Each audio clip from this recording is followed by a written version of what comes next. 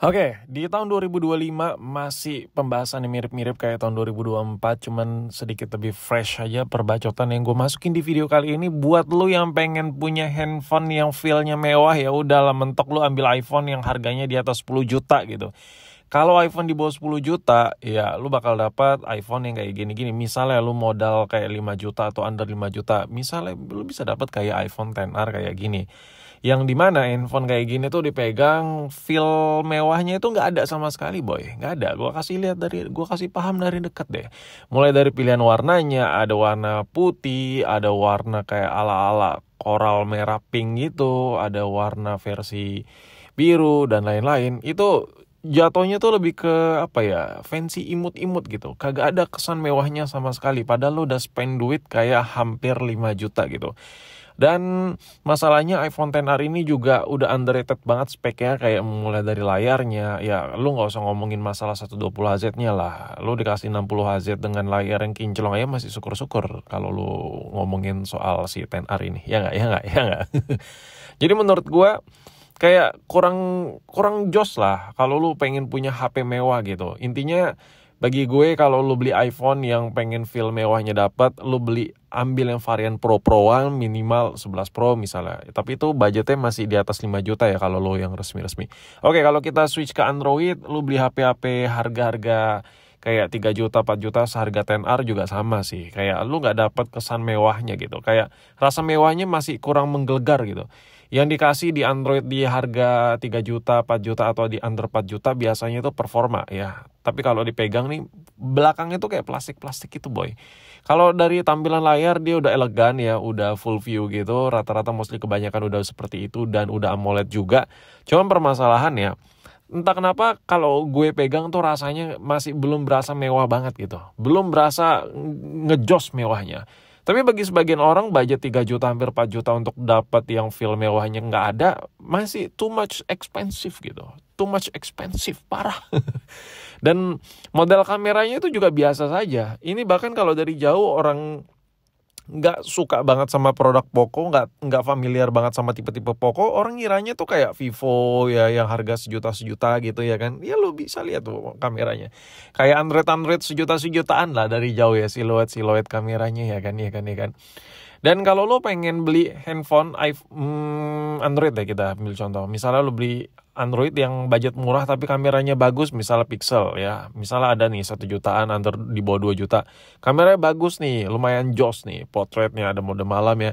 Tapi permasalahannya HP-nya baterainya lumayan boros. Iya, dan IMEI-nya sering bermasalah karena resminya tak ada di Indonesia. Serba salah kan, serba kayak apa gitu. Nah, itu gue ngomongin tadi awal-awal budget di bawah 5 juta. Kalau budget 1 jutaan sangat mencekik sekali, kalian harus pilih salah satu. Ada solusi nggak bang? Ada.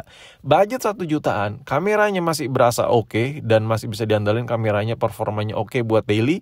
Berasa mewahnya dapat, harga 1 jutaan? Iya, jawabannya adalah Samsung Galaxy Note 8. Mungkin bagi sebagian orang di luaran sana nih apa sih? Ini HP tahun berapa sih? Jadi gini, ini adalah sebuah mantan flagship yang menurut gue masih sangar sekali untuk diperdebatkan. Sangar dari sisi mana? Kita bahas dari desain dulu, karena pembahasan ini lebih ke ya rasa-rasa mewah gitu ya kan. Handphone yang satu ini tuh begitu lu pegang ya, ketika lu pegang entah itu varian warna apapun, kebetulan sih warna biru.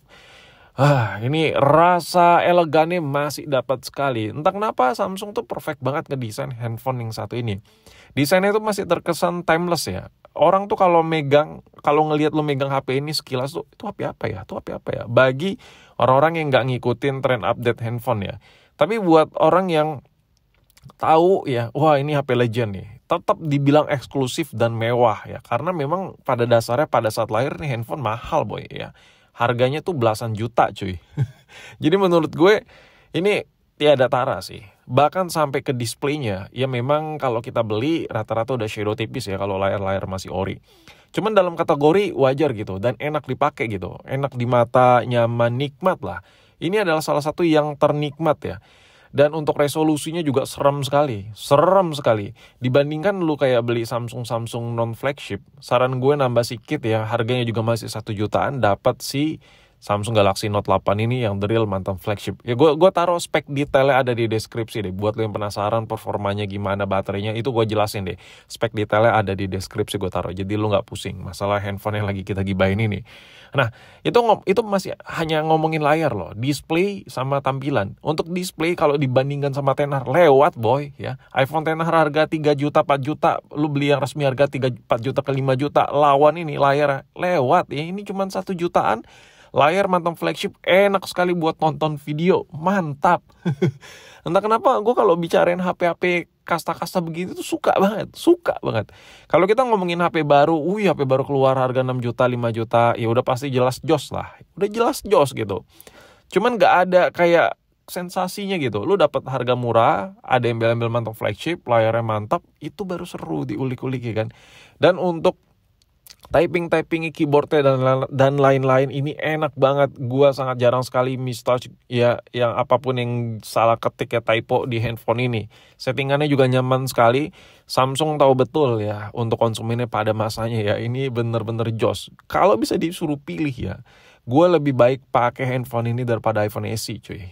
Jujur, kalau gue gak ngomongin performa, cuman pakai buat daily, ini lebih the best. Dan ada stylus pennya ya.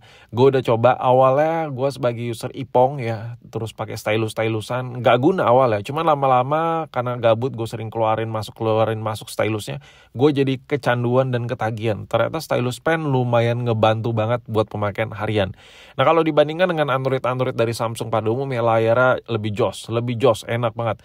Nah sekarang ngomongin kamera dari Note 8 nih juga enak banget dipakai buat foto, masih enak. Pokoknya lu kalau jepret pakai Note 8 ini, lu kayak agak jarang lah ya. Gak mesti lu edit ya, setiap foto harus lu edit gitu. Ketika lu abis jepret cekrek gitu, langsung lu post di Instagram, di mana gitu. Itu gambarnya kelihatan kayak HP baru cuy, kayak HP kekinian gitu.